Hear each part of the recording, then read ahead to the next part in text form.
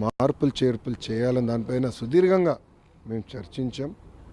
ఆయన కూడా చాలా సలహాలు సూచనలు ఆంధ్ర రాష్ట్ర ప్రభుత్వానికి ఇచ్చారు. ఆయన కోరేది ఒక్కటే, అన్ని రంగాల్లో ఆంధ్ర రాష్ట్రం నంబర్ 1 ఉండాలి. దానికి మీకు ఎలాంటి సహకారం కావాలంటే మేము అందిస్తాం. అంతేకాకుండా సలహాలు కూడా ఇస్తాం. చట్టాల్లో మార్పులు కూడా, ఎందుకంటే కంకరెంట్ సబ్జెక్ట్స్ ఉంటాయి కనుక చట్టాల్లో ఏం మార్పులు కావాలంటే కూడా మేము గైడ్ చేస్తాం. మీరు లీడ్ తీసుకోండి, ఆంధ్ర రాష్ట్రం ముందర నిలబడండి అని గౌరవ మంత్రి గారు కూడా నాకు సూచించారు. ఏదైతే సూచనలు నాకు ఇచ్చారో తప్పనిసరిగా తిరిగి నేను రాష్ట్రానికి వెళ్ళిన తర్వాత గౌరవ ముఖ్యమంత్రి గారితో చర్చించి తప్పనిసరిగా అమలు చేసే బాధ్యత ఎన్డీఏ ప్రభుత్వం తీసుకుంటుందని మీడియా మిత్రులందరూ తెలుపుకుంటూ, రేపు మిగతా మంత్రులు కూడా నేను కలుస్తున్నాను. కలిసిన తర్వాత డీటెయిల్డ్గా ప్రెస్ మీట్ పెడతాను. రేపు గౌరవ మంత్రి కుమారస్వామి గారిని కూడా కలుస్తాం జరుగుతుంది. అదేవిధంగా ధర్మేంద్ర ప్రధాన్ గారిని కూడా, ఎందుకంటే ఎడ్యుకేషన్ మినిస్టర్ కనుక రాష్ట్రానికి సంబంధించిన కొన్ని సబ్జెక్ట్స్ అంతా డిస్కస్ చేయాల్సిన అవసరం మంత్రి గారు కూడా కలుస్తాం జరుగుతుంది.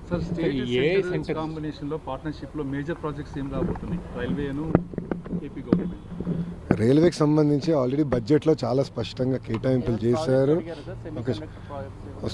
చాలా స్పష్టంగా కేటాయింపులు జరిగినాయి.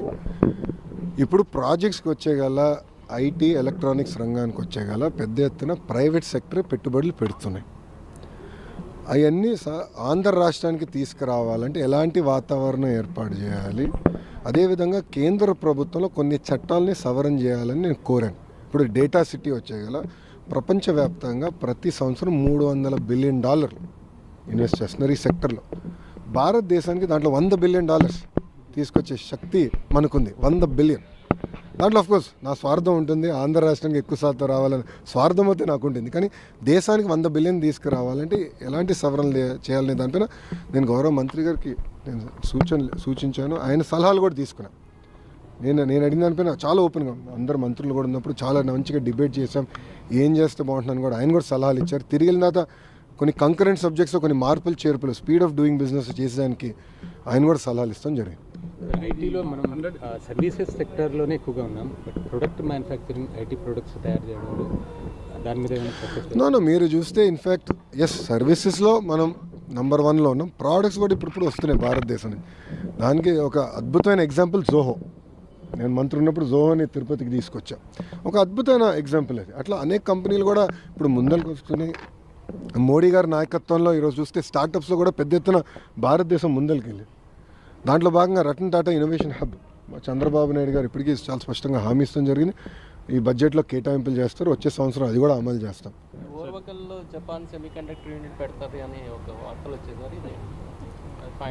నాకన్నా ఫాస్ట్గా మీకే వస్తున్నాయి.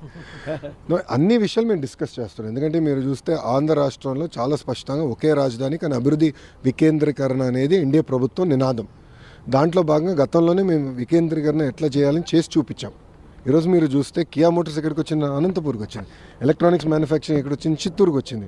ఆర్సిలర్ మిత్తల్ ఇప్పుడు ఎక్కడికి వస్తుంది, ఉత్తరాంధ్రకు వస్తుంది.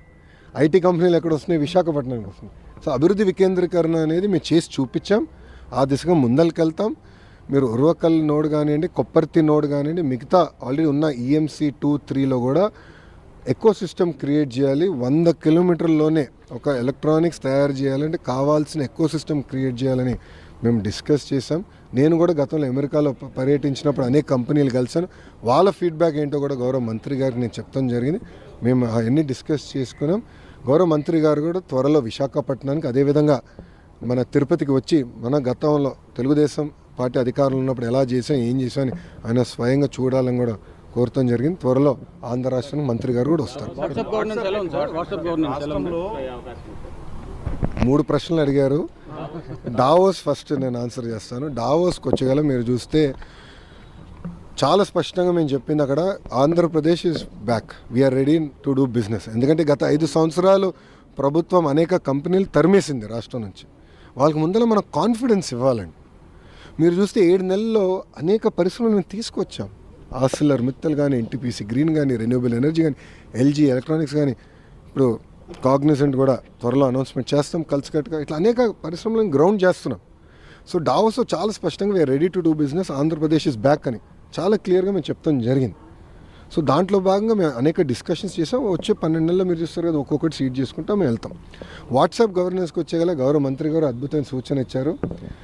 మీరు రాయల్టీ కలెక్ట్ చేయాలి అందరి దగ్గర నుంచి, వాట్సాప్ నుంచి కూడా అని మంత్రి గారు చాలా నవ్వుతా సలహాలు ఇచ్చారు.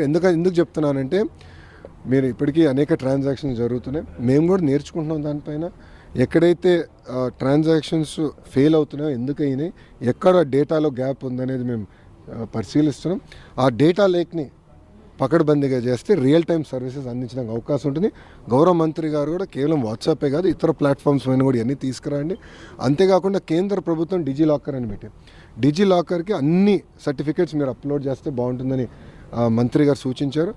మేము ఇమీడియట్గా అక్కడ ఒప్పుకున్నాను. త్వరలో MOU కూడా చేస్తాం. We will be the first state to pump all certificates, citizen certificates to DigiLocker also. Please. WhatsApp మీరు తీసుకొచ్చారు కాబట్టి గవర్నెన్స్, దీన్ని వాళ్ళు తీసుకోవడానికి మిగతా స్టేట్స్కి దాన్ని సజెస్ట్ చేయడానికి ఏమన్నా డిస్కషన్ జరిగింది అంటే మీరు చెప్పి ఆల్రెడీ వేరే రాష్ట్రాలు, నాకున్న సమాచారం మేరకు వేరే రాష్ట్రాలు ఆల్రెడీ ఆ కంపెనీలను అప్రోచ్ అవుతాం జరిగింది.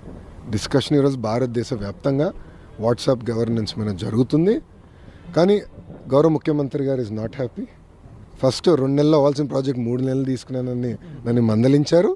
అంతేకాకుండా మిగిలిన సర్వీసులన్నీ మీరు ఎప్పటికల్లా తీసుకొస్తారని అడగడం జరిగింది. చాలా స్పష్టంగా మన ప్రెస్ కాన్ఫరెన్స్ నేను చెప్పాను. అంటే సిటిజన్ని మా సెంటర్ ఆఫ్ యూనివర్స్గా పెట్టుకుని వాళ్ళకి కావాల్సిన సర్టిఫికేట్స్ కానీ గవర్నమెంట్ ఇంటరాక్షన్ మొత్తం సీమ్లెస్గా చేయాలి. కేవలం ఇప్పుడున్న ప్రాసెస్ని డిజిటైజ్ చేస్తాం కాదు, ఉన్న ప్రాసెస్ని రిఫార్మ్ చేసి డిజిటైజ్ చేస్తే మెరుగైన సర్వీసెస్ సిటిజన్స్కి అందజేయచ్చు అనేది గౌరవ ముఖ్యమంత్రి గారు ఆలోచన చేసి మేము చూపిస్తాం. మీరు అన్నట్లు డేటా థెఫ్ట్ అవుతుంది అనేది ప్రధానంగా వినిపిస్తాం. నేను ఛాలెంజ్ చేస్తున్నాను, వైకాపా నాయకులు నేను ఛాలెంజ్ చేస్తున్నాను. ఎక్కడ కానీ డేటా థెఫ్ట్ అని నిరూపిస్తే నేనే స్వయంగా వాళ్ళకి 10 కోట్ల రూపాయలు నేను కానుకని ఇస్తా. ప్రభుత్వం కాదు, స్వయంగా నేనే చెక్ ఇస్తా. సార్ అనదర్ 2 months అన్న. TCS ఇప్పుడు మిలీనియం టవర్స్ నేను సైన్ చేశాను. 2 months we're hoping to start operations. క్యాంపస్కి ఆల్రెడీ ల్యాండ్ సెర్చ్ జరుగుతుంది. 2014 to 19లో మీ గవర్నమెంట్ ఉన్నప్పుడే డేటా థెఫ్ట్ జరిగింది, హైదరాబాద్ కేంద్రంగా అనేక చేశారు అని చెప్పేసి వాళ్ళే ఆరోపించారు. ఇప్పుడు మళ్ళీ సేమ్ అదే ఆరోపణలతోటి అవునండి. మళ్ళీ అధికారంలో ఉన్న 5 సంవత్సరాలు ఎందుకు నిరూపించలేకపోయారు? అధికారంలో వాళ్ళు ఉండే పనిహిమాల కేసులను పెట్టారు. చంద్రబాబు నాయుడు గారిని 53 రోజులు జ్యుడిషియల్ రిమాండ్కి దొంగ కేసు మీద పంపించారు. మళ్ళీ డేటా థెఫ్ట్గా ఆనాడు నేను IT శాఖ మంత్రిగా చేస్తుంటే నిరూపించి ఉండాలి కదా. ఊరుకున్నారా? తప్పు చేయని వ్యక్తిని తీసుకెళ్ళి జైల్లో పెట్టారు. పొరపాటున నేను తప్పు చేసి ఉంటే ఎక్కడుండేవాడిని? నేను ఎందుకు తప్పు చేయాలి? నాకు అవసరం ఏముందండి? నాకు ప్రజల డేటా నాకు ఎందుకు అవసరం అండి? మాకు కావాల్సింది ఓటర్ లిస్టు, అది పబ్లిక్ డాక్యుమెంటు. మాకు కావాల్సింది ఓట్లు. ఈరోజు తెలుగుదేశం పార్టీ సిస్టమ్ మొత్తం ఓటర్ లిస్ట్ మీద డిపెండ్ అయి ఉంది. సింపుల్. మీరు కూడా సభ్యత్వం తీసుకొని మీకు అర్థమవుతుంది మా సిస్టమ్. AI గురించి ముందు మాట్లాడారు. గవర్నమెంట్ ఆఫ్ ఇండియా యూనియన్ బడ్జెట్లో AI సెంటర్స్ గురించి ప్రతిపాదించినట్టుంది కదా, అందులో ఏదైనా ఏపీకి తీసుకొచ్చే చాలా ట్రిక్ క్వశ్చన్ అడుగుతున్నాను. నేను మంత్రి గారికి గౌరవ ముఖ్యమంత్రి గారే లెటర్ రాశారు. Centre of excellence for education Andhra రాష్ట్రానికి ఇస్తే బాగుంటుంది. ఎందుకంటే విద్యాశాఖలో టెక్నాలజీతో జోడించి అనేక రిఫార్మ్స్ తీసుకురావాలని మేము అడుగులేస్తున్నాం. క్లిక్కర్ టెక్నాలజీ కానివ్వండి, AI తీసుకొచ్చి ప్రిస్క్రిప్టివ్ హోంవర్క్ కానివ్వండి, ప్రతి విద్యార్థికి AI ట్యూటర్ ఇంటికి వెళ్ళిన తర్వాత అందించాలనేది ఎన్డీఏ ప్రభుత్వం లక్ష్యం. అది భారతదేశంలో ఇప్పటికీ ఏ రాష్ట్రంలో జరగలేదు. తొలి రాష్ట్రం ఆంధ్ర రాష్ట్రంగా ఉండాలనేది మా లక్ష్యం. దాంట్లో భాగంగా ఈ సెంటర్ ఆఫ్ ఎక్సలెన్స్ మాకు ఇవ్వాలని మేము గౌరవ మంత్రి గారిని కోరటం జరిగింది.